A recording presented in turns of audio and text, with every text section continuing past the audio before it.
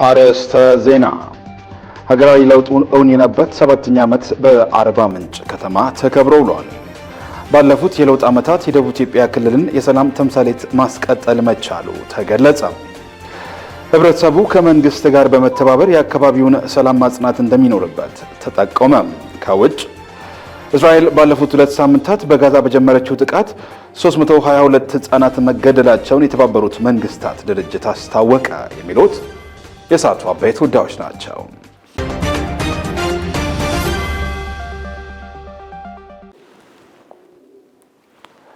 ሰላም ጤና ይስጥልን። የተወደዳችሁ ክቡራትና ክቡራን ተመልካቾቻችን፣ ይህ ከጋሞ ቴሌቪዥን ወደ እናንተ የሚደርሰው የሰዓቱ ዜና 42 ነው። ዜና 42 ቀደም ሲል ባስተዋወቅኳችሁ አበይት ጉዳዮች እነሆ ተጀምሯል።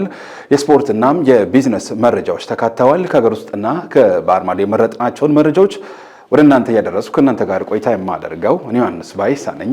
ቀዳሚ ወዳደረግነው ጉዳይ እሻገራለሁ። መጋቢት 24 በኢትዮጵያ አዲስ የፖለቲካ ምዕራፍ የተጀመረበት መሆኑ ተጠቆመ። ሀገራዊ ለውጡ እውን የሆነበት 7ኛ ዓመት በአርባ ምንጭ ከተማም ተከብሮ ውሏል። ባልደረባችን ፋሲካ ጸጋይ በዚህ ጉዳይ ተጨማሪውን እንደሚከተለው ታቀርበዋለች።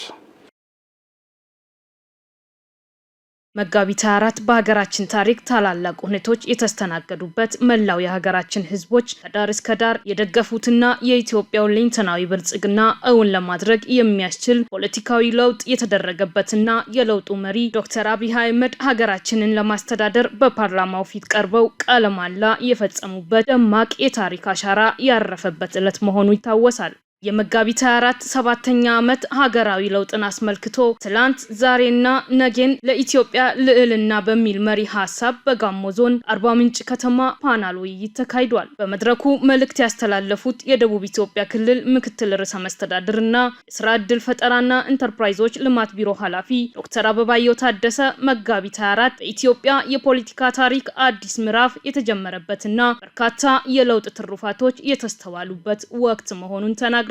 መጋቢታውያን ብለን ለምናከብረው መጋቢት 24 የኢትዮጵያ የፖለቲካ ታሪክ ላይ ትልቁን ጥፋት ያደረግንበት፣ የኢትዮጵያን ፖለቲካ ከጠበንጃ ወደ ሐሳብ የቀየርንበት፣ እንዲሁም ደግሞ ታላቁን የኢትዮጵያ ህዳሴ ግድብ ጀምረን እያጠናቀቅንበት ላለው በህዝብ ጥያቄ የተመሰረተና በህዝቡ የተመራ ለውጥ በኢትዮጵያ ላይ ተፈንሶ ለውጥን የመሩ የኢትዮጵያ ቁርጥ ቀን ልጆች እንደ በክቡር ጠቅላይ ሚኒስትራችን በዶክተር አብይ አህመድ የሚመራ እንዲሁም አብሮት ያሉት ጓደኞቹ ከኛ ጋርም ያሉ የክልላችን ከፍተኛ የሥራ ኃላፊዎችን ጨምሮ ለውጥ ያስፈልገናል፣ ኢትዮጵያ በዚህ መንገድ ልትመራ አትችልም በሚል አዲስ የፖለቲካ ሐሳብ አሰባሳቢ የሆነ ትርክት በመደመር እሳቤ አገራችንን ከቁልቁለት ጉዞ የታደገ ሐሳብ የተጠነሰሰበት፣ ይህ ሐሳብ ደግሞ ቤተ መንግስት የገባበትን ቀን ነው ዛሬ መጋቢት 24 ላይ የምናከብረው ማለት ነው። በኢትዮጵያ ላይ በፖለቲካ ስርዓት ላይ የመጣውን ለውጥ እንደ ቀላል ማየት አያስፈልግም። ብልጽግና ፓርቲ የተደራጀና የጠራ ሐሳብ ያለው በመሆኑ ሁልጊዜም በመማርና በተግባር ፈተናዎች ውስጥ አያሌ ድሎችን ማስመዝገቡን ዶክተር አበባየሁ ተናግረዋል። ብልጽግና የሐሳብ ፓርቲ ነው። ሐሳብ ያሻግራል። በተለያዩ ወቅቶች ላይ የሚመጡትን ተግዳሮቶች ያለፍነው ብልጽግና የደረጀ የጠራ ሐሳብ ስላለው፣ ሐሳብ ለማመንጨት ደግሞ ለሐሳብ ዋጋ የሚሰጥ ተቋም ፓርቲ አደረጃጀት ያስፈልገናል ማለት ነው። ስለዚህ ሐሳብ ለማመንጨት እንዲያግዘን ደግሞ ብልጽግና ሁልጊዜ የሚማር፣ ሁልጊዜ የሚያነብ፣ ሁልጊዜ የሚሰራ የሚተጋ ፓርቲ ነው። የጋሞ ዞን ዋና አስተዳዳሪ ዶክተር ደምስ አድማሱ ከለውጡ በኋላ በማህበራዊ ኢኮኖሚያዊና በፖለቲካዊ መስኮች ተጨባጭ ውጤቶች መመዝገባቸውን ተናግረዋል። የብልጽግና ፓርቲ መንግስታዊ ስልጣን ከያዘ ወዲህ በእነዚህ 7 ዓመታት እንደ ሀገር እንደ ክልልና እንደ ዞናችን በኢኮኖሚው፣ በማህበራዊ፣ በፖለቲካው መስክ የተመዘገቡ ውጤቶች የሚዳሰሱና ከህዝባችን ተጠቃሚነትም አንጻር ብዙ ምስክርነቶች የተሰጡበት ነው። በኢኮኖሚው መስክ በግብርናው የሌማት ትሩፋት በቡናና ሌሎች ዘርፎች አርሶ አደሮቻችን በዘርፉ የተሰማሩ ኢንቨስተሮች ቴክኖሎጂን በመጠቀም ምርትና ምርታማነትን እንዲያሳድጉ ሰፋፊ መሬት ለእርሻ እንዲውል በማድረግ ምግብ ዋስትና ማረጋገጥ ብቻም ሳይሆን የውጭ ምንዛሪ በሚያስገኙ ዘርፎች በትኩረት ተሰርቷል። ወሩ በህዝቦች መካከል አካታችና የወንድማማችነት እሳቤ እንዲሁም ብሔራዊ ትርክት በማስረጽ ትልቅ ድል የተመዘገበበት መሆኑን አንስተዋል። ከተረጂነት ወደ ምርታማነት በመሸጋገር የህዝቦችን የምግብ ዋስትና ከማረጋገጥ አልፎ ምርቶችን ወደ ውጭ መላክ መጀመሩን ዋና አስተዳዳሪው አመላክተዋል። የባይራ ሞዴል አዳሪ ሁለተኛ ደረጃ ትምህርት ቤት፣ የጋሞ ማህበረሰብ ቴሌቪዥን፣ የኮሪደር ልማት፣ የስቴዲየም ግንባታ፣ ገበታ ለትውልድ ፕሮጀክት፣ የጋሞ ልማት ማህበር ሪፎርም ስራዎች፣ የጤና ተቋማትና የአስፋልት መንገዶች ግንባታ በዞኑ መሰረተ ልማት ስራዎች መካከል ለአብነት ጠቅሰዋል። በዞናችን የኮንስትራክሽን ማዕድን ብቻ ስንጠቀም ቆይተን ነበር። የኢንዱስትሪ ማዕድን የሆነው የድንጋይ ከሰል በማምረትም በብዙ ሚሊዮን ዶላር ሲገዛ የነበረው የውጭ ምንዛሪ ማስቀረት የተቻለበት የገበታ ለትውልድ ፕሮጀክት የአስፋልት መንገዶች፣ ድልድዮች ተሰርተው ለአገልግሎት በቅተዋል። የአርባ ምንጭ ከተማ አስተዳደር ከንቲባ ዶክተር መስፍን መንዛ በበኩላቸው ከለውጡ በኋላ ትልልቅ ፕሮጀክቶች በከተማው መጀመራቸውን አስረድተዋል። በከተማችን ከመገበያያን ትሩፋቶች አንዱ ለበርካታ ዘመናት በልማትም ሆነ በአንድነት የተረሳች ከተማችን በለውጡ መሪና ቀያሽ በሀገሪቱ ጠቅላይ ሚኒስትር በተደጋጋሚ የተጎበኘችና ለእድገትና ለብልጽግና መሰረት የሚጥሉ ትላልቅ የህዝብና የመንግስት ፕሮጀክቶች የተጀመሩበት ጊዜ በለውጡ መንግስት ነው።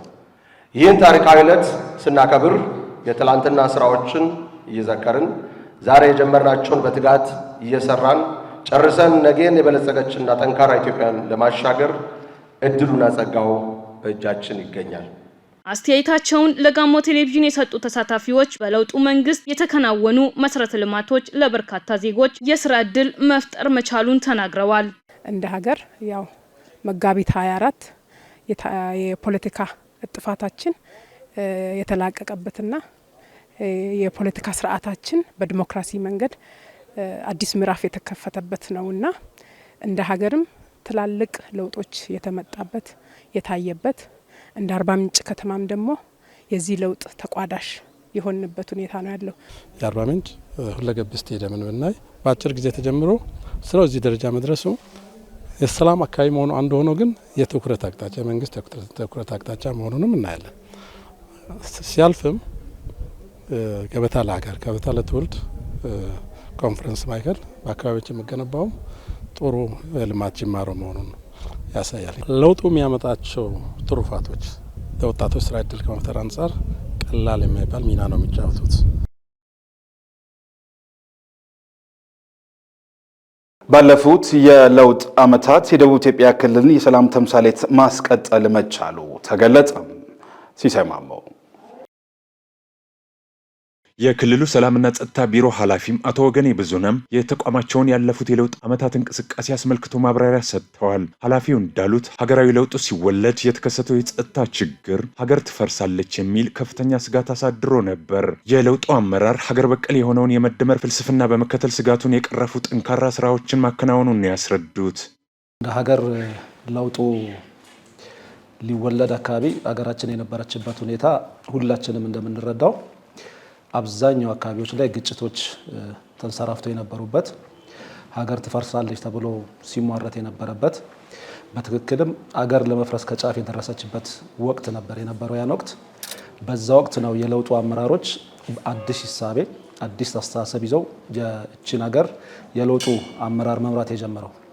በተለይም በክልሉ የጸጥታና ደህንነት ተቋማትን ሪፎርም በማድረግ በሰው ኃይል በቴክኖሎጂና በአስፈላጊ ሎጂስቲኮች ለማደራጀት የተደረገውን ርብርብ አቶ ወገኔ ያብራርተዋል። የጸጥታ ስጋት ሊሆኑ እንደሚችሉ በሚጠረጠሩ ጉዳዮች ላይም አስቀድሞ የዳሰሳ ጥናት በማድረግ መፍትሄ ለመስጠት የተደረገውንም ጥረት አቶ ወገኔ አመልክተዋል። በክልሉም 12 ዞኖች ማንኛውም አካል ያለ ስጋት ተንቀሳቅሶ ማህበራዊም ኢኮኖሚያዊና ሌሎችንም ጉዳዮች ማከናወን እንደሚችል ነው ያስረዱት። ክልሉ ከተቋቋመ 2 ዓመታት እንደሚጠጋ ያብራሩት ኃላፊው ኃላፊውም በእነዚህ ጊዜያት ለቀረቡ ተደጋጋሚ የአደረጃጀት ጥያቄዎች በሳል ምላሽ በመስጠት ሰላምን ማስቀጠል መቻሉን አስታውሰዋል። በዚህ ሂደት የሀገር ሽማግሌዎች፣ ህብረተሰቡ፣ ምሁራንና ሌሎችንም በማሳተፍ የክልሉን ሰላም ሊያደፈርሱ በሚችሉ ችግሮች ላይ ህዝባዊ ውይይት በማካሄድ የተገኘውን ውጤት ጠቅሰዋል። ክልሉ የሰላም የመቻቻልና የብልጽግና ተምሳሌት ክልል እናደርጋለን ብለን ነው ከህዝባችን ጋር ተግባብተን ይህንን ክልል የመሰረት ነው። ሪፎርም አድርገናል ጸጥታና ደህንነት ተቋሞቻችንን ከዛ በማስቀጠል የሰራነው ስራ እስከ ታችኛው መዋቅር ለሰላም እሴት ግንባታ አጋዥ የሚሆኑ አደረጃጀቶችን እስከ ታችኛው ቀበሌ መዋቅር ዘረጋን። በዚህም እያንዳንዷ በየአካባቢው የምትታይ የጸጥታ ስጋት የምትሆን ምልክት በታየች ቁጥር ታች መዋቅር ላይ ያለው አደረጃጀት በራሱ ተነጋግሮ የሚፈታውን ይፈታል። ከራሱ አቅም በላይ የሆነውም ደግሞ ሌላ ጉዳት ሳያስከትል ለሚመለከተው አካል እየደረሰ እየተነጋገረን ህጋዊ ማዕቀፉን ተከትለን ችግሮችን እየፈታንበት የመጣንበት ሁኔታ ነው ያለው። በዚህም ክልሉ በሀገሪቱ የነበረውን የሰላም ተምሳሌትነት አጠናክሮ ማስቀጠል እንደተቻለ ጠቁመው ይህም ለልማት ስራዎች መጠናከር አስተዋጽኦ ማድረጉን አቶ ወገኔ አመልክተዋል። የክልሉ በርካታ ባህላዊ የግጭት አፈታት ስርዓቶች በለውጡ ዓመታት ለክልሉ ሰላም የተጫወቱት ሚናም የሚደነቅ መሆኑን ነው ኃላፊው የሚያብራሩት። በየአካባቢው ያለው የግጭት አፈታት ስርዓቶችንም በመጠቀም ሌላ ተጨማሪ ጉዳት ሳያደርሱ የሰራናቸው ስራዎች ውጤት ማምጣት ችለዋል። እንደው ለአብነት ለመጥቀስ ያህል ሁላችሁም እንደምታስታውቁት ጋሞ በሰላም አባቶች አማካይነት የሰላም ምድር ለሰላም ተምሳሌት የሆነ ዞን ነው። ጋሞ ዞን ሁላችሁም እንደምታውቁት የጋሞ አባቶች እንደ ሀገርም የተመሰከረላቸው ጸብን በእርጥብ ሳር ማብረድ የሚችሉ አባቶች ያሉበት ነው። ለዚህ ትልቁን ድርሻ የሚወስደው በዱቡሻ ስርዓት ግጭቶችን የሚፈቱበት የተጣሉትን የሚያስታርቁበት ስርዓት አንድ ትልቅ ጉልበት የሆነ ነው። ሁለተኛው አሪዞን ላይ ዲሽታጊና በሚባለው የግጭት አፈታት ስርዓታቸው በጣም በሚገርም መንገድ ኮንፈረንስ አድርገው ሰላማዊ የሆነ ዞን መመስረት የቻሉበት ሁኔታ አለ። ጎፋ ላይም ባራንቼ የሚባል የግጭት አፈታት ስርዓት አላቸው። ያንንም ልምድ ኦልሞስት እስከ ሰላም ሚኒስቴርም ሄዶ ተሞክሮ ሊቀመርበት ይችላል በሚል ስራ የተሰራ ያለበት ሁኔታ አለ።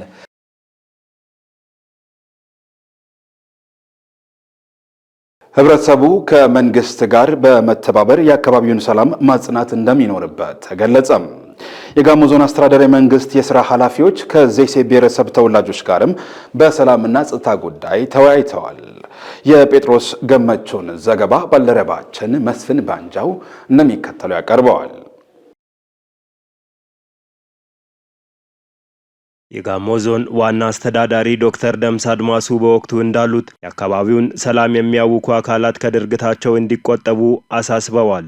እነዚህ አካላት በአካባቢው ባህል መሰረት እርቅ በመፈጸም ወደ ህብረተሰቡ እንዲቀላቀሉ ዋና አስተዳዳሪው ጥሪ አቅርበዋል።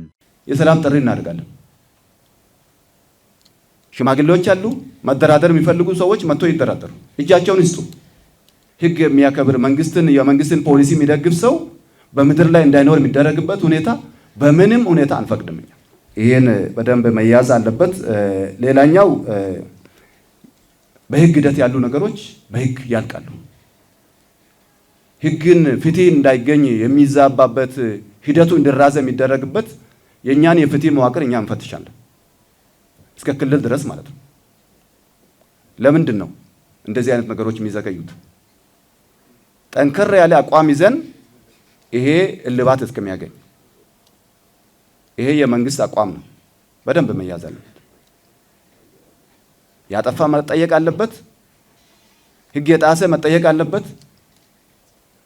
ደግሞ በዚህ ሂደት ተሳስቼ ነበረ ብሎ የሚመለስ ሰው ካለ ቶሎ እንዲመለስ ጊዜ አሁን ሰጥተናል። የጋሞ ዞን መንግስት ዋና ተጠሪ አቶ ሀክሜ አየለ በበኩላቸው ማህበረሰቡ ጥያቄዎችን በሰከነ መንገድ ማቅረብ እንዳለበት አንስተዋል። በህብረተሰቡ ሰላምና ጸጥታ ጉዳይ ከመንግስት ጋር መስራት እንዳለበትም አስገንዝበዋል። በአንድነት ቆመን ታርቀን ሰላሙን መንገድ መርጠን በአግባቡ ልማት እየሰራን መንግስት ለኛ ጥያቄ ዘግይተዋል፣ እንደዚህ ሆነዋል ብለን በሰከነ መንገድ በተደራጀ በተረጋጋ መንገድ ጥያቄ ብናቀርብ አይሻልም? ስለዚህ መጀመሪያ አንድ እንሆን። የአካባቢው ተወላጅ የሆኑት አምባሳደር ዶክተር ገበዮ ጋንጋ እርስ በርስ ከመጋጨት ይልቅ እንደ ሀገር አርቆ የሚያስብ ትውልድ እንዲፈጠር መክረዋል። የአሁኑ ኢትዮጵያ እውቀት ላይ የተመሰረተ ዜጎች የሚኖርባት ነው፣ የምንወዳደርበት ነው። ያለንን ሀብታት ልጅ ማሳደግ ማስተማር አሁን ማን ነው የሚተካው? እናንተ አሁን ስትሄዱ መልእክት የምታስተላልፉት ሰላማዊ ሆኖ አንድ ሆነን እርቅ ወስደን ወንጀለኛ በህግ የሚጠይቀው ይጠየቃል። ይሄን መልእክት አስተላልፉ። ሌላኛው አስተያየት ሰጪ አቶ አብዩ አብዱ ማህበረሰቡ ለአካባቢው ሰላም የበለጠ መስራት አለበት ብለዋል።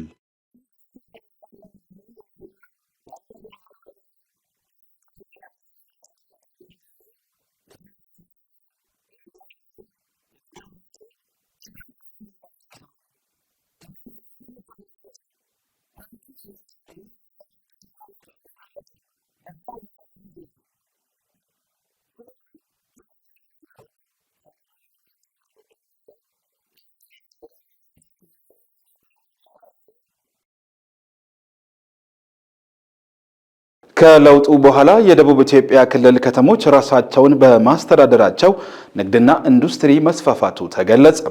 ባልደረባችን ሲሳይ ማሞ ተጨማሪ አለው። የክልሉ ከተማና መሰረተ ልማት ቢሮ ምክትል ኃላፊም አቶ አፈወርቅ ለማም በክልሉ ከመጋቢት 24 2010 በኋላ የተገኙ ለውጦችን አስመልክቶ ማብራሪያ ሰጥተዋል። ምክትል ኃላፊው እንዳሉት በክልሉ ከ7 ዓመታት በፊት ከተሞች ራሳቸውን በራሳቸው የሚያስተዳድሩበት አሰራር ውስን ነው። ከሀገራዊ ለውጡ በፊት በክልሉ በከተሞች አስተዳደር ደረጃ የሚተዳደሩ ከተሞች 10 ብቻ እንደነበሩ አስታውሰዋል። በዚህም ምክንያት ከተሞች በርካታ ለኢንቨስትመንት የሚውሉ የመልማት አማራጮች ቢኖሯቸውም ለኢኮኖሚ በሚፈለገው ልክ አስተዋጽኦ አለማድረጋቸውን አቶ አፈወርቅ ይናገራሉ። የአጠቃላይ የከተሞቻችን ገጽታ በጣም አስከፊ፣ ከተሞች የብጥብጥና የሁከት ማዕከል ሆኖ የሚወሰዱ በሀገር ኢኮኖሚም ላይ አንዳች ሚና የሚጫወቱ ተደርጎ የማይወሰዱ እንደነበር ይታወቃል። በአጠቃላይ የከተማና መሰረተ ልማት ዘርፍ ኮንስትራክሽን ኢንዱስትሪውንም ጨምሮ ትኩረት የተነፈገበት ዘርፍ እንደሆነ ማየት ይቻላል። ባለፉት የለውጥ ዓመታት በክልሉ በምክር ቤትና በከንቲባ የሚተዳደሩ ከተሞች ቁጥር 41 መድረሱን ጠቅሰዋል። ከተሞቹ ያላቸውን የመልማት አማራጮች በማስፋት ገቢያቸውን በማሳደግና የኢንዱስትሪና የንግድ ማዕከል እንዲሆኑ በትኩረት መሰራቱን አብራርተዋል። በዚህም ሰፋፊ የስራ ዕድል እንዲፈጠር ማድረግ መቻሉን ያመለከቱት ኃላፊው ይህም ከተሞች ለድህነት ቅነሳው አይነተኛ ሚና እንዲጫወቱ አድርጓል ይላሉ። በለውጡ መንግስት ማምጣትን ተከትሎ የከተሞች ህዳሴ የተበሰረበት ጊዜ እንደሆነ አድርገን ነው የምናየው። ዛሬ ላይ የክልላችንን የከተማነት ምጣኔ ወስደን ያየን እንደሆን 28.5 መድረሱን እናያለን።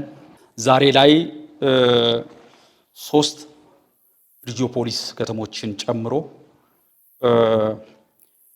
ወደ 41 እና ከዛ በላይ ከተሞች የራሳቸው ምክር ቤት ያላቸው በከንቲባ የሚተዳደሩ ከተሞች በክልሉ አሉ። በለውጡ ዓመታት በክልሉ የሚገኙ ከተሞች ለኑሮ ምቹ እንዲሆኑ የተደረገውን ርብርብ ኃላፊው አስረድተዋል። በዚህ ረገድ የመሰረተ ልማት ማስፋፊያ ስራም ከፍተኛውን ድርሻ እንደሚይዝ ገልጸዋል። በክልሉም ከ7 ዓመታት በፊት ከ10 ኪሎ ሜትር የማይበልጠው መንገድ በአሁኑ ወቅት በመቶዎች ኪሎ ሜትር የሚቆጠር አስፓልትን ጨምሮ የድንጋይ ንጣፍ መንገዶች መሰራታቸውን ገልጸዋል። በተለይም ኮሪደር ልማት በክልሉ ከተሞች የልማትና ብልጽግና ማዕከል እንዲሆኑ ማድረግ መቻሉን በተግባር ያሳየ መሆኑን አቶ አፈወርቅ ይናገራሉ። ዛሬ ላይ ከተሞች የንግድ፣ የኢንዱስትሪ፣ የኢንቨስትመንት እና የስራ ዕድል ፈጠራ ማዕከል ወደ መሆን ደረጃ እየደረሱ ይገኛሉ። በክልሉም በለውጡ ዓመታት 6000 ሄክታር ቦታ ተዘጋጅቶ በምደባና በጨረታ መተላለፉን ነው ያመለከቱት። ከ1700 በላይም በዝቅተኛ የኢኮኖሚ ደረጃ ለሚገኙ የክልሉ ነዋሪዎች መኖሪያ ቤቶች ተገንብተው መተላለፋቸውን ኃላፊው አስረድተዋል። በሌማት ትሩፋት ፕሮግራሞች የታቀፉ የህብረተሰብ ክፍሎች በዶሮ እርባታ፣ በእንስሳት ማደለብ፣ በጓሮ አትክልትና ሌሎችም አመርቂ ውጤቶች ማግኘታቸው ሌላው የለውጡ ዓመታት ትሩፋት መሆኑን ነው ኃላፊው ያመለከቱት። በክልላችንም ሙሉ በሙሉ ባሉት ከተሞች ላይ እንደዚሁም ከከተማ አልፎ ወደ ገጠርም አድማሱን በማስፋት በወተትና በዶሮ እርባታ፣ በጓሮ አትክልት ልማት፣ በእንቁላልና አሳ ልማት ዘርፎች ተሰማርቶ የምግብ ዋስትናን ከማረጋገጥ ባሻገር በሀገር ኢኮኖሚ ላይ ከፍተኛ ሚና እየተጫወተ ይገኛል። በ90 ቀናት 15 ሄክታር መሬት በሌማት ትሩፋት ለማልማት ማቀዱን የአርባ ምንጭ ከተማ አስተዳደር ገለጸ። ከ300 ሺህ በላይ አትክልትና ፍራፍሬ ችግኝ መሰራጨቱም ተገልጿል። ፍሬ አበበ ተባባሪ ፕሮፌሰር ቢተውልኝ እሸቱ በአርባ ምንጭ ዩኒቨርሲቲ በአግሮኖሚ መምህርነትና በተመራማሪነት እያገለገሉ ሲሆኑ በግላቸው በሻራ ጫኖ ቀበሌ ሃቬጅ የተሰኘውን የአትክልትና ፍራፍሬ ዘር ማባዣና ማከፋፈያ ማዕከል ከፍተው ለተቋማትና ለድርጅቶች አገልግሎት እየሰጡ ይገኛሉ። ለትምህርት የሄዱበት እስራኤል ሀገር የተመለከቱት ዘመናዊ የእርሻ ቴክኖሎጂ እንዳነሳሳቸው የገለጹት ፕሮፌሰሩ በአካባቢያቸው የተሻለ ዘርና የእድገት መጠኑ አስተማማኝ የሆነ የችግኝ አቅርቦት እንዲኖር ለሚያስችል ስራ እንዲሰሩ መነሻ እንደሆናቸውም አስረድተዋል። ያው ይሄንን የዘር ብዜት ወይም በእንግሊዝኛው ቬጂቴብል ነርሰሪ ፍሩት ነርሰሪ የሚባለውን ድርጅት ለማቋቋም መጀመሪያ ባለሙያ መሆኔ ነው ለዚህ እንትን ያለ ያነሳሳኝና እኛ ሀገር ላይ አሁን እንደምታውቁት የተሻሻሉ ዘሮች እጥረት አለ፣ የማቅረብ እጥረት። እንደገና ደግሞ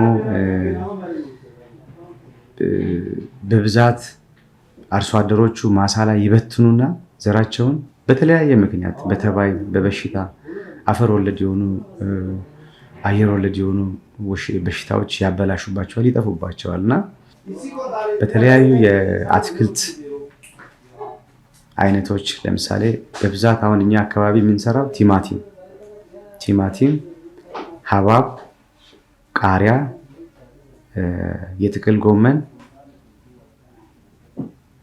ብሮኮሊ የሚባል አለ። እዛ ውስጥ ያያችሁት የአበባ ጎመን ወይም ካውሊፍላወር በእንግሊዝኛ ይባላል። ኪኩምበር ወይም ኪያር በአማርኛ የምንለው፣ ኤግ ፕላንት አለ፣ ደበርጃን፣ ሰላጣ፣ ቆስጣ፣ የተለያዩ አይነት አትክልቶች ነው የምናፈላው እዚህ አካባቢ። በጅምር በ550 ሺህ ብር መነሻ ካፒታል የተጀመረው ሃቬጅ የአትክልትና ፍራፍሬ ዘር ማባዣና ማፍያ ማዕከል አሁን ላይ የካፒታል መጠኑ ከ24 ሚሊዮን ብር በላይ መድረሱን ገልጸው በወር 150 ሺህ ችግኞችን ለኢንቨስተሮች፣ ለአርሶ አደሮችና ተቋማት እያቀረቡ መሆኑን ገልጸዋል። ከተለያዩ አጋር ድርጅቶች ጋርም በመተባበር ችግኞችን በነፃ ጭምር በማሰራጨት ላይ መሆኑን ጠቁመው 330 ሺህ ችግኞችን በነፃ ማሰራጨቱን አስረድተዋል። አቶ ትግሉ አድማሱና ወጣት አስረዛንካላ የአርባ ምንጭ ከተማ ነዋሪ ሲሆኑ በጓራቸው ባላቸው አነስተኛ መሬት በሌማት ትሩፋት አትክልትና ፍራፍሬ በማምረት ተጠቃሚ መሆናቸውን ገልጸዋል። ሃቬጅ አትክልትና ፍራፍሬ ማባዣና ማፍያ ማዕከል የተለያዩ የአትክልትና ፍራፍሬ ችግኞችን በአነስተኛ ዋጋ እንደሚያቀርብላቸው ገልጸው እስከ ማሳ በመምጣትም ሙያዊ ድጋፍ እንደሚያደርግ ተናግረዋል። አሁን በትንሹ ከተማ ግብርና እዚህ ጓሮዬ ላይ ይሄን አይቻለሁ። ሰፋ አድርጌ ደግሞ ኢብን እንኳን እየሰራሁት ያሉት ምንድነው እኔ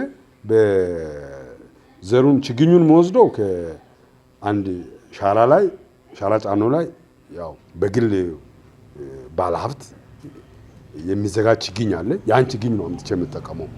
ቢሆንም ግን እኔ ለራሴ ደግሞ ሰፋ አድርጌ ኢንቨስትመንት የጠየኩታል በአርባ ምንጭ ከተማ ግብርና። ስለዚህ ይሄን ሁሉ ሰፋ ባለ መሬት ላይ በራሴ ኢንቨስትመንት ላይ ተግባራዊ ለማድረግ ሰፋ አድርጌ ሰርቼ ነገ አካባቢው የነን ተሞክሮ አይቶ ሁሉም አካባቢው ተጠቃሚ የሚሆንበትን ግራውንድ ነው እኔ የምፈልገው።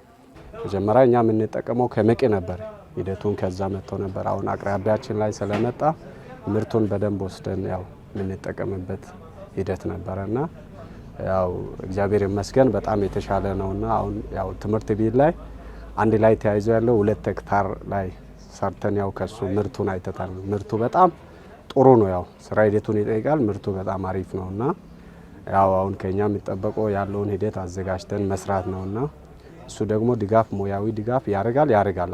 ወይዘሮ መሰለች ሳቻ በጋሞ ዞን ምዕራብ አባያ ወረዳ ኦርጋይ ቀበሌ በሙዝ ምርትና ሽያጭ ላይ የተሰማሩ ኢንቨስተር ሲሆኑ ሐብሐብ፣ ሽንኩርት፣ ቃሪያና ቲማቲም በስፋት አምርተው ለገበያ እንደሚያቀርቡም ይገልጻሉ።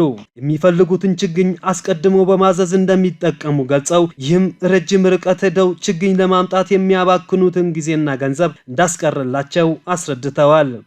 እርሻ የሚገኘው በጋሞ ዞን ምዕራብ አባያ ወረዳ ኦርጋይ ቀበሌ ነው። ማመርተውም በዋነኝነት ሙዝ አለ፣ ቋሚ ሙዝ ቋሚ ነው።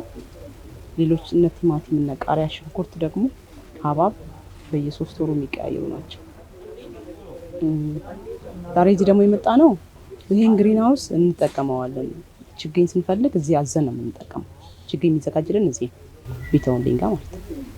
ከአርባ ምንጭ ማረሚያ ተቋምና ከአርባ ምንጭ ፖሊቴክኒክ ኮሌጅ የመጡ ባለሙያዎች በበኩላቸው ማዕከሉ የአትክልትና ፍራፍሬ ችግኝ ያለ ክፍያ በመስጠት የተቋሙ ሰራተኞች በመስሪያ ቤታቸው አምርተው እንዲጠቀሙ እያደረገ መሆኑን ተናግረዋል። የአርባ ምንጭ ከተማ አስተዳደር የከተማ ግብርና ጽሕፈት ቤት ኃላፊ አቶ መተኪያ አበበ በከተሞች የሚስተዋለውን የኑሮ ውድነት ለመቅረፍ የሌማት ትሩፋት ፓኬጅ ተግባራዊ መደረጉን ገልጸው በእርባታና በጓሮ አትክልት ዘርፍ በርካታ ውጤታማ ተግባራት መከናወናቸውን አስረድተዋል። ከተማ አስተዳደሩ በ90 ቀናት እቅዱ 15 ሄክታር መሬት በአትክልትና ፍራፍሬ ለማልማት ማቀዱን ገልጸው በዚህም የመንግስት ተቋማትና ግለሰቦችን በማስተባበር ሰፊ ስራ መከናወኑን ተናግረዋል። ሀብቤጅ የተሰኘው የአትክልትና ፍራፍሬ ዘር ማባዣና ማፍያ ማዕከል የቦታ ዝግጅት ላደረጉ አካላት ከፍተኛ ቁጥር ያላቸውን ችግኞች በነፃ እያሰራጨ መሆኑን ጠቁመው መንግስት የኑሮ ውድነቱን ለመቅረፍ እያከናወነ ያለውን የገበያ ማረጋጋት ስራም እያገዘ እንደሚገኝ ተናግረዋል። የኑሮ ውድነት ከመቅረፍ አንጻር መንግስት በርካታ ትኩረቶችን ሰጥተው እንዲሁም የልማት ትሩፋት ያው እንደ ከተማችን ነው ላውንች የተደረገውና ከዛ በኋላ በተለያዩ በእርባታ ዘርፉም ገና በጓሮ አትክልትም ዘርፍ በርካታ ስራዎች እየተከናወኑ ይገኛሉ እንደ አርባ ምንጭ ከተማ ማለት ነው። ዛሬ እዚያው እኔ የተገኘሁት ሀብ ቬጅ ፍራፍሬ ብዜት እና አትክልት ብዜት ማዕከል ነው የተገኘሁትና በግሉ ዘርፍ ብዜት ማዕከል ውስጥ ተሰማርተው ለአርሶ አደሩም እንዲሁም በከተማ ደረጃ እኛ ተቋማት አካባቢ ላይ አስፈላጊውን ድጋፍ እያደረገ የሚገኝ ድርጅት ነው። ዛሬ እንደምትመለከቱት በዚህ አሁን በ90 ቀን እቅድ ውስጥ እንደ ከተማ ወደ 15 ሄክታር በጓሮ አትክልት እናለማለን ብለን ከተለያዩ ተቋማት ሰፋፊ ይዞታ ያላቸው ተቋማት በግልም በመንግስትም ያሉ ተቋማት ለምሳሌ ትምህርት ቤቶች፣ በክልል ተቋማትም ጭምር የጋራ መግባባት ፈጥረን የቦታ ዝግጅትና የጓሮ አትክልት የማፍላት ስራዎች በስፋት እየተሰሩ ነው ያሉት።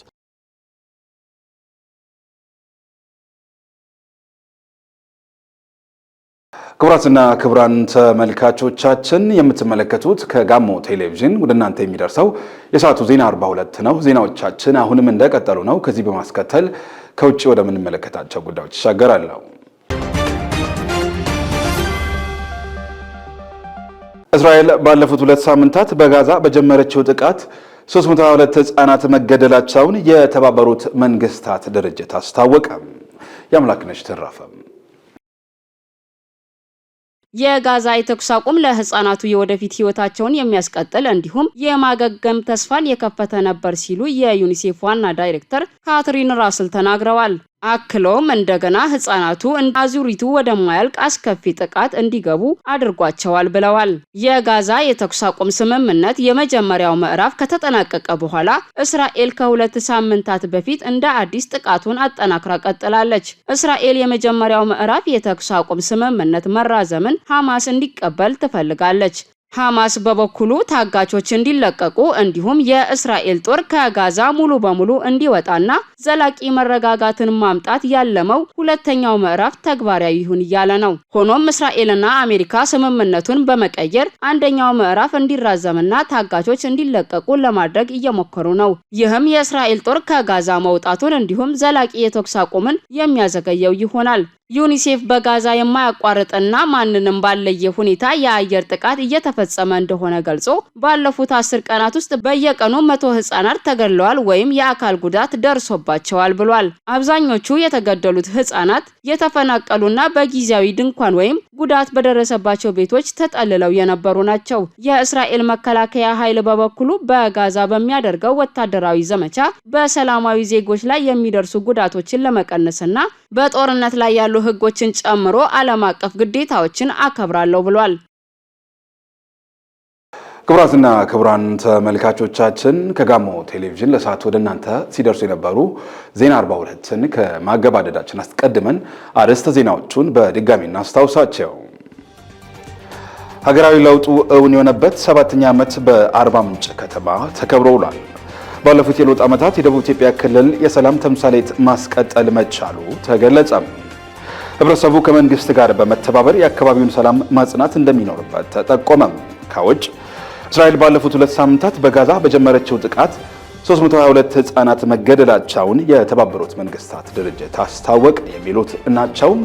ከሀገር ውስጥና ከባህር ማዶ የመረጥናቸውን መረጃዎች ወደ እናንተ ያደረስኩ ከእናንተ ጋር ቆይታ ያደረግኩት እኔ ዮሐንስ ባይሳ ነበርኩ። ከቀሪ የጋሞ ቴሌቪዥን ዝግጅቶች ጋር ጥሩ ጊዜ ተመኘው። ሰላም።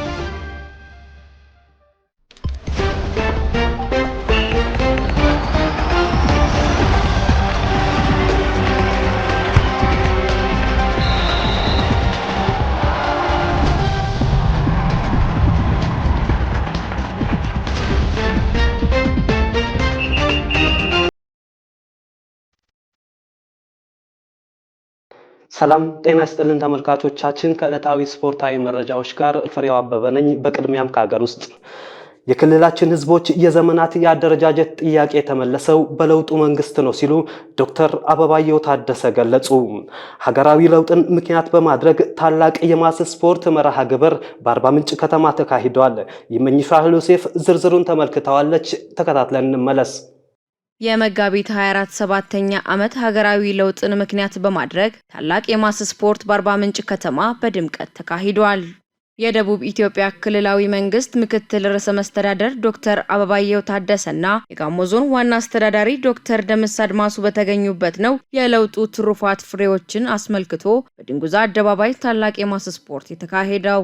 የክልሉ ምክትል ርዕሰ መስተዳደርና የስራ ዕድል ፈጠራ ኢንተርፕራይዞች ልማት ቢሮ ኃላፊ ዶክተር አበባየሁ ታደሰ እንዳሉት የክልላችን ህዝቦች የዘመናት ራስን በራስ የማስተዳደርና የማደራጀት ጥያቄ የተመለሰው በለውጡ መንግስት መሆኑን ገልጸው ህብረተሰቡ አካባቢውን በማልማትና ሰላሙን በመጠበቅ እየታየ ያለውን ሀገራዊ ብልጽግና ማስቀጠል አለበትም ብለዋል። ክለውም በኢትዮጵያ የፖለቲካ ታሪክ ለመጀመሪያ ጊዜ ሰላማዊ የሆነ የስልጣን ሽግግር የተካሄደበትና ተጨባጭ ለውጥ የመጣበት እንደሆነም አንስተዋል። በኢትዮጵያ የፖለቲካ ታሪክ ለመጀመሪያ ጊዜ ሰላማዊ የሆነ የስልጣን ሽግግር የኢትዮጵያ የፖለቲካ ጥፋት የወጣበት እንዲሁም ደግሞ የኢኮኖሚ የማህበራዊ ልማት ጥፋት ወደ መጣበት ወደዚህ ቀን ወደምንዘክረው የማስ ስፖርት የመጣችሁ በጣም የምትወደዱ በሀገር የምትታወቁ ፍቅራችሁ ለዓለም ለኢትዮጵያ ምሳሌ የሆነው የአርባ ምንጭ ከተማ ነዋሪዎች እንኳን አደረሰን፣ እንኳን ደስ ያላችሁ። የጋሞ ዞን ዋና አስተዳዳሪ ዶክተር ደምስ አድማሱ በበኩላቸው የለውጡ መንግስት በብዙ ፈተናዎችና ተግዳሮቶች አልፎ ችግሮችን ወደ መልካም አስተዳደር በመቀየር ባለፉት 7 ዓመታት ትልቅ የሚባል እምርታዊ ውጤት በማስመዝገብ በየደረጃው ህዝቡን ተጠቃሚ ማድረጉን ተናግረዋል። መንግስታችን በብዙ ፈተና በብዙ ውስብስብ ችግሮች አልፎ ችግሮችን ወደ መልካም እድል ምቹ አጋጣሚ በመቀየር የነበሩ ውስንነቶችን ወደ ጥንካሬ በመቀየር ባለፉት 7 ዓመት ትልቅ የሚባል እምርታዊ ውጤት አስመዝግበው በየደረጃው ህዝባችንን ተጠቃሚ አድርጓል። ይህም ደግሞ የሚታይ የሚጨበጥ ነው። በመጋቢት ወር በመጣው መንግስት በትምህርት፣ በጤና፣ በሌሎችም የመሰረተ ልማት ስራዎች ዞኑ ተጠቃሚ ሆኗል ነው ያሉት። ከሰላም በር፣ ግርጫ፣ ዋጫ፣ ጫኖ፣ ጨንቻ መንገድ ለዘመናት የህዝባችን ጥያቄ ነበረ። መንገድ እንዲከፈት ነበረ። ነገር ግን ደረጃው ከፍ ብሎ በአስፋልት ደረጃ መገንባቱ እሰይ የሚያሰኝ ነው። ይሄ የለውጡ መንግስት ትሩፋት ነው። በአርባ ምንጭ ህዝባችን የልማት ጥማት እንዳለው ይታወቃል። የብዙ ጊዜ ጥያቄዎች ምላሽ እያገኙ የመጡበት ለምሳሌ የአርባ ምንጭ ከተማ ስቴዲየም የዚህ የለውጡ መንግስት ትሩፋት ነው።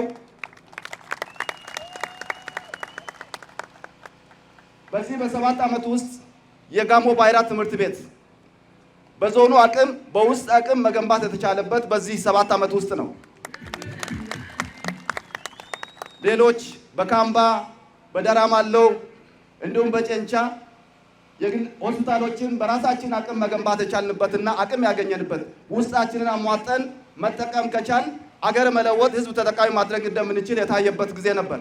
የአርባ ምንጭ ከተማ አስተዳደር ከንቲባ ዶክተር መስፍን መንዛ እንዳሉት በሀገራችን በሁሉም መስኮች በማህበራዊ፣ በኢኮኖሚያዊ እንዲሁም በፖለቲካዊ መስኮች የተመዘገቡ ውጤቶች የወርሃ መጋቢት ትሩፋት መሆናቸውን አስረድተዋል። በዚህ ቀን ዛሬ ላይ የምንገኝበት በየመስኩ በዲሞክራሲው፣ በፖለቲካው፣ በኢኮኖሚው፣ በማህበራዊ ላስመዘግብናቸው ውጤቶች በዚህ በአጭር ጊዜ 7 ዓመት ውስጥ ምናልባትም በኢትዮጵያ ታሪክ አይሞከሩም አይቻሉም የተባሉ ጉዳዮች ሁሉ የፈጸምንበትና ለዚህ ፍሬ ዛሬ ይህንን ትሩፋታችንን የምንዘክርበት ደካማ አፈጻጸም የታየባቸውን አሻሽለን ለነገ ያቅደን የተሻለ አፈጻጸም ለምንፈጽምበት ቃል ለምንገባበት ቀን በድጋሚ እንኳን አደረሳችሁ። ከለውጡ በኋላ ለሚታዩ ለውጦች በክልላችን ብሎም በዞናችን የተሰሩና የሚታዩ ተጨባጭ ስራዎች ምስክሮች ናቸው ሲሉ ዶክተር መስፍን ገልጸዋል። እንግዲህ ከተማችን አርባ ምንጭ፣ ዞናችን ጋሞ፣ ክልላችን ደቡብ ኢትዮጵያ አዲስ ክልል እንደመሆኑ መጠን የለውጡ ትሩፋት ተቋዳሾች እንደሆንን በየቦታው የተሰሩ የሚታዩ የሚጨበጡ ልማቶች ምስክር ናቸውና ብልጽግናችን አሁን እየመራ ያለው ብልጽግና ፓርቲ መንግስት ላመጣው ውጤት የኛ የተባበረ ክንድ መተባበር፣ አንድነት ትልቅ ሚና አለውና እንግዲህ በዚሁ እጅ ላይ ተያይዘን አንድ ላይ ሆነን ነገያችን አቅደን የተሻለ ውጤት እንደምናስመዘግብበት እንዲሆን እመኛለሁ።